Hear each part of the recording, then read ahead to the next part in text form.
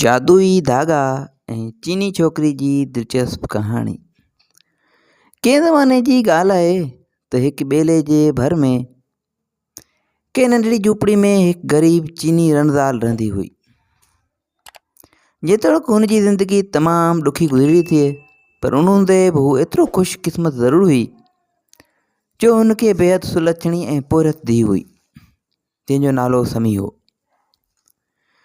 समी जो सॼो ॾींहुं घर जे पोरे में गुज़रंदो हो। सॼो ॾींहुं रध पचाव ऐं सफ़ाई सुथराई जो कमु पई कंदी हुई।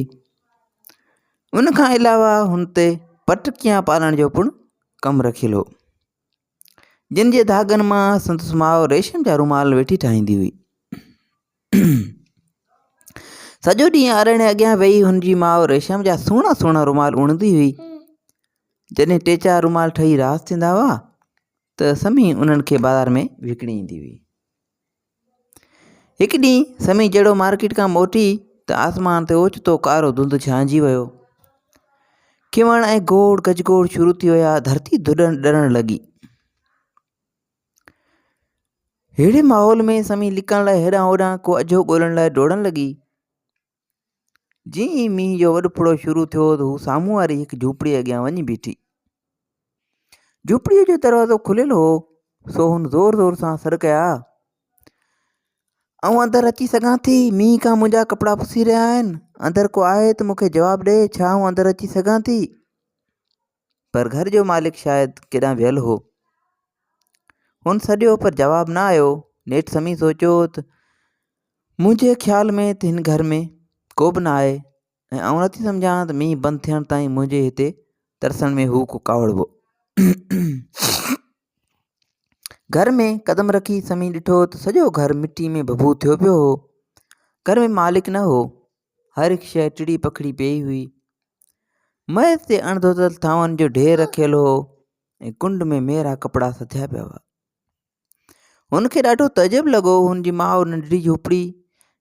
माउ जी नंढड़ी झूपड़ी बि हिन जे मुक़ाबले में तमामु घणी साफ़ सुथरी हुई।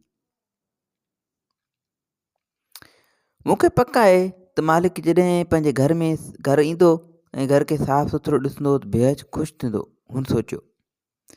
ऐं समी इहो सोचे करे हिकु हिकु करे पहिरियां थांव धोता ऐं पोइ उन्हनि खे काठ जे मदन ते सजाए रखियो। उन बैदि मेरा कपिड़ा धोता ऐं मेज़ ऐं स्टूल साफ़ु कयो।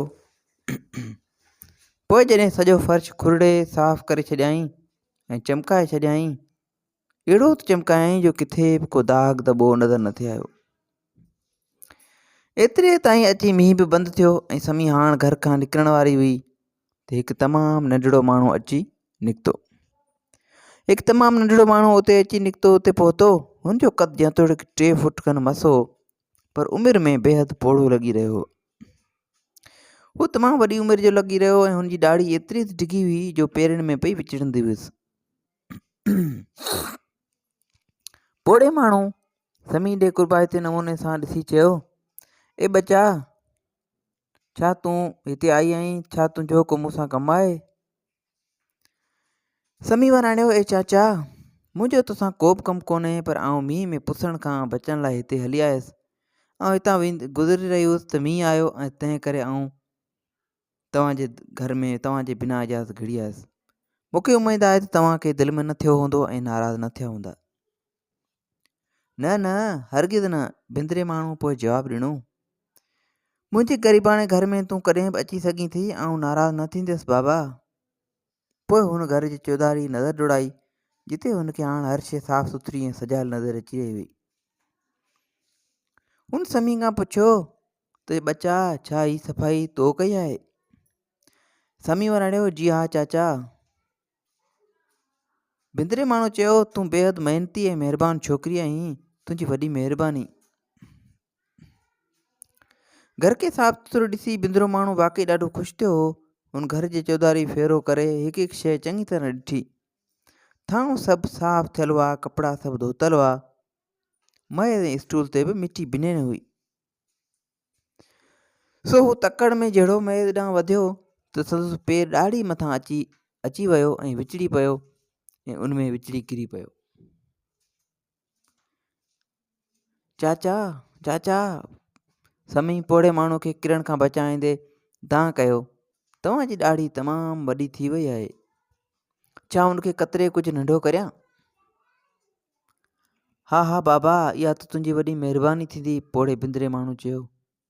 ऐं पोइ कैंची खणी समी खे ॾिनई ऐं समी कैंची सां थोरा थोरा करे वार कतरिया ऐं ॾाढ़ी खे सही सूरत में आणे छॾियो। पोइ पोड़े बिंदरे माण्हू चयो त बचा, तूं मुंहिंजी ॾाढ़ी जा कतरियल वार सुखड़ी तौरु रखी सघीं थी। आऊं पोड़ो माण्हू आहियां, मूं वटि तोखे अजूरो ॾियण लाइ ॿी का बि ख़ासि शइ न आहे। ॾाढ़ी खे भला समी छा करे हा, पर हू एतिरो त नरम दिलि हुई जो इनकार करण बदिरां उन्हनि वारनि खे रूमाल में ॿधी घर ॾे खणी रवानी थी वई। हू जॾहिं घर जी पहुती त ॾिसे त हमेशह जीअं संदसि माउ अॼाणे वटि रेशम जा रूमाल ठाहे रही आहे। हुन पिंजरे माण्हू बाबति पंहिंजी माउ खे तमामु हक़ीक़त करे ॿुधाई ऐं पोइ चयाईं त अम्मा, ही पिंजरे माण्हू जा वार आहिनि जेके आऊं खणी आई आहियां। पोइ जीअं ई हुन रूमाल जूं ॻंढियूं खोलियूं त माउ खे ॾाढ़ी ते ॾेखारियईं त ॾाढ़ी जे बदिरां उन मंझां सुहिणा ऐं चिमकंदड़ रेशम जा धागा निकिरी आया।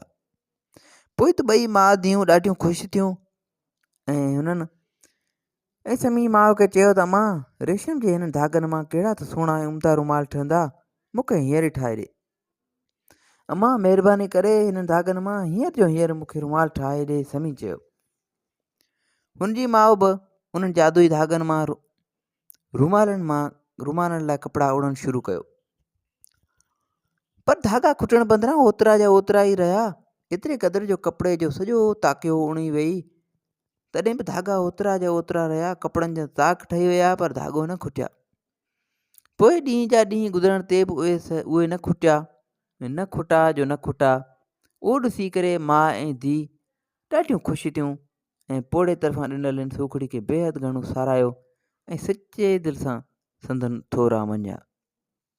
पोइ त उन पोड़ी ऐं उन छोकिरी जा ॾींहं ॾुखिया हुआ से सुखनि में तब्दील थी विया ऐं पोइ उहे घराणो ख़ुशहाल मालामाल थी वियो ऐं पोइ उन पोड़ी पंहिंजी न्याणी जी हिकु सुठे घराणे में शादी कराए हुनजी ज़िंदगी में रौनकूं आणे छॾियूं। त साथियो, अहिड़े तरीक़े सां हिकु बुज़ुर्ग जे तोहफ़े सां हिकु नौजवान जी ज़िंदगी ठही पई ऐं हिन कहाणी जो मक़सदु बि उमेदु आहे तव्हांखे सम्झ में अची वियो हूंदो त जेकॾहिं तव्हां कंहिंजी सची दिलि सां मदद कंदा, कंहिंजे तकलीफ़ुनि में कंहिंजो भरिजलो थींदा, कंहिंजी फिटल शइ फिटल ज़िंदगी खे संवारींदा, त उमेदु आहे त तव्हांजी ज़िंदगी में बि रौनकूं मोटी ईंदियूं ऐं तव्हांजी ज़िंदगी में बि ख़ुशियुनि जा ॾींहं अची वेंदा। तो हिन खे सम्झो वधीक कहाणियूं किसा ॿुधण जे लाइ असांजे यूट्यूब चैनल खे सब्सक्राइब कंदा ऐं जेकॾहिं तव्हां फेसबुक पेज ते असांखे ॾिसी रहिया आहियो पेज खे फॉलो कंदा ऐं दुआनि में असांखे यादि रखिजो। अल्लाह हाफ़िज़।